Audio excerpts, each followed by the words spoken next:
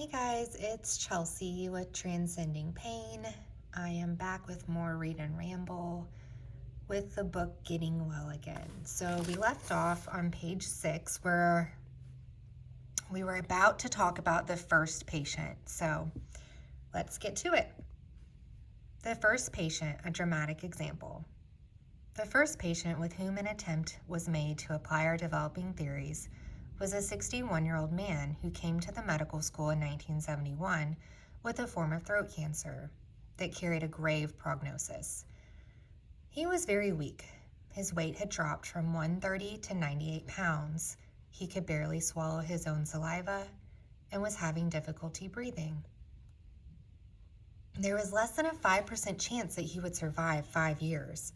Indeed, the medical school doctors had seriously debated whether to treat him at all, since it was distinctly possible that therapy would only make him more miserable without significantly diminishing his cancer. Carl went into the examining room determined to help this man actively participate in his treatment. This was a case that justified using exceptional measures. Carl began treating the patient by explaining how the patient himself could influence the course of his own disease. Carl then outlined a program of relaxation and mental imagery based on the research we had been accumulating. The man was to set aside 3 5 to 15 minute periods during the day, in the morning on arising, at noon after lunch, and at night before going to bed. During these periods, he was first to compose himself by sitting quietly and concentrating on the muscles of his body, starting with his head and going all the way to his feet, telling each muscle group to relax. Then, in this more relaxed state, he was to picture himself in a pleasant, quiet place, sitting under a tree, by a creek, or anywhere that suited his fancy, so long as it was pleasurable. Following this, he was to imagine his cancer vividly in whatever form it seemed to take. Next, Carl asked him to picture his treatment, radiation therapy, as consisting of millions of tiny bullets of energy that would hit all the cells, both normal and cancerous, in their path. Because the cancer cells were weaker and more confused than the normal cells, they would not be able to repair the damage, Carl suggested, and so the normal cells would remain healthy while the cancer cells would die. Carl then asked the patient to form a mental picture of the last and most important step, his body's white blood cells coming in, swarming over the cancer cells, picking up and carrying off the dead and dying ones, flushing them out of his body through his liver and kidneys. In his mind's eye, he was to visualize his cancer decreasing in size and his health returning to normal. After he completed each such exercise, he was to go about whatever he had to do the rest of the day.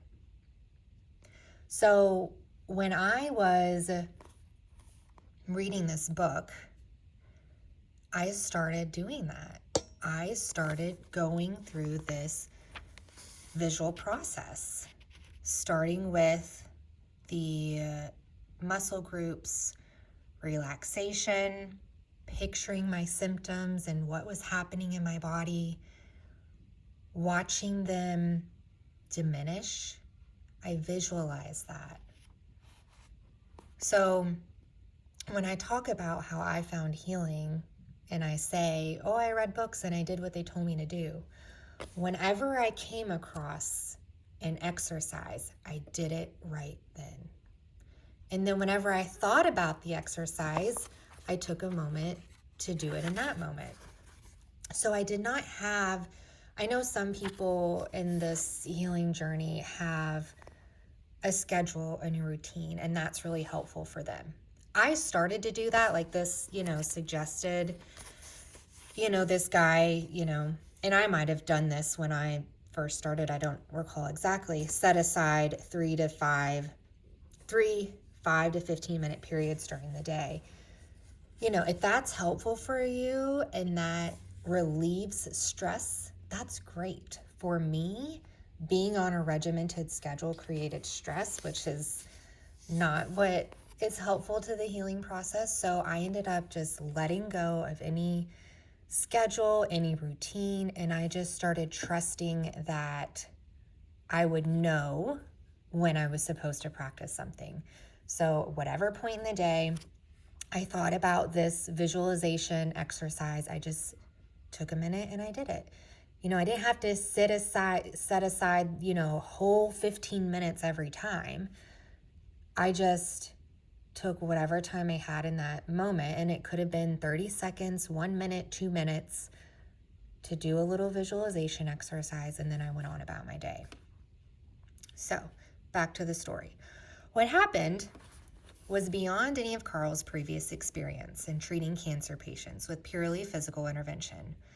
The radiation therapy worked exceptionally well, and the man showed almost no negative reaction to the radiation on his skin or in the mucous membranes in his mouth and throat.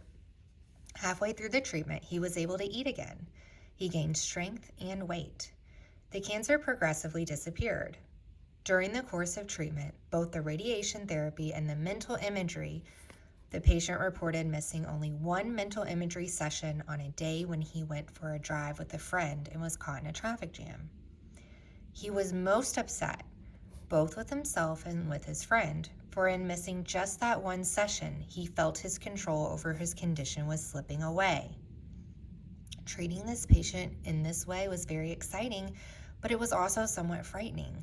The possibilities for methods of healing that seemed to be opening up before us went beyond anything that Carl's formal medical education had prepared him for. The patient continued to progress until finally, 2 months later, he showed no signs of cancer. The strength of his conviction that he could influence the course of his own illness was evident when, close to the end of his treatment, he said to Carl, "Doctor, in the beginning, I needed you in order to get well. Now I think you could disappear and I could still make it on my own." Following the remission of his cancer, the patient decided on his own to apply the mental imagery technique to alleviate his arthritis, which had troubled him for years. He mentally pictured his white blood cells smoothing over the joint surfaces of his arms and legs, carrying away any debris until the surfaces became smooth and glistening. His arthritis symptoms progressively decreased, and although they returned from time to time, he was able to diminish them to the point where he could go stream fishing regularly, not an easy sport, even without arthritis. That is just so amazing, right? That this individual had such confidence in his own ability to heal. He felt that he did not need his doctor anymore, and that he could even apply these tools to a condition that the doctor wasn't treating him for. And I just started cultivating these same beliefs for myself. If this man with cancer and with arthritis can find healing, I can too. That belief has been so important for me. I want you to ask yourself, do you believe in your body's ability to heal? And maybe you're not there yet. Maybe you don't believe in your own body's ability to heal, but do you believe in this man and his body's ability to heal? Because sometimes that's just where we need to start. Like, maybe I'm not there for myself, but I believe it worked for him. And maybe, just maybe, if it worked for him, maybe it can work for me too. So with that, we'll get back to the story. In addition, he decided to use the relaxation and imagery approach to influence his sex life. Although he had suffered from impotence for over 20 years, within a few weeks of practicing the imagery techniques, he was able to resume full sexual activity, and his condition in all these areas has remained healthy for over 6 years. It is fortunate the results of this first case were as dramatic as they were, for as we began to talk openly in medical circles about our experiences and to put forward the idea that patients had a much larger influence over the course of their disease than we gave them credit for, we received such strong negative reactions. Again, I appreciate you embracing my humanness And maybe this is just me embracing my humanness in this moment. So, okay, back to the story. Like I said, I'm not perfect. I'm embracing my imperfection, and we love it, right? Because I'm human. We're human. Okay, now I lost my spot. Okay, negative reactions. Indeed, there were many times when we too doubted our own conclusions.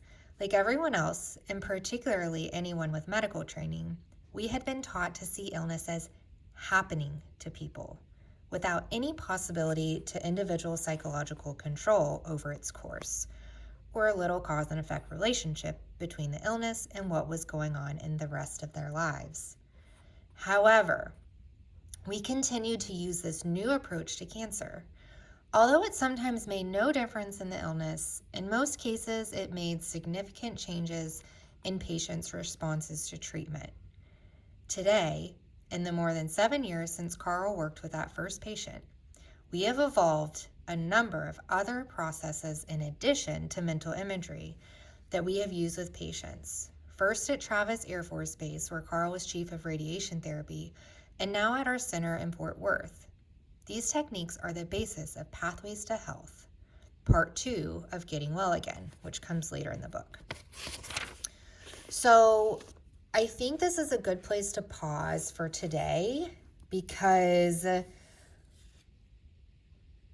we're going to get into this actual approach. And I don't think I mentioned this last time, but this book, so this was first published in 1978. So you think about how long people have been using the mind-body approach.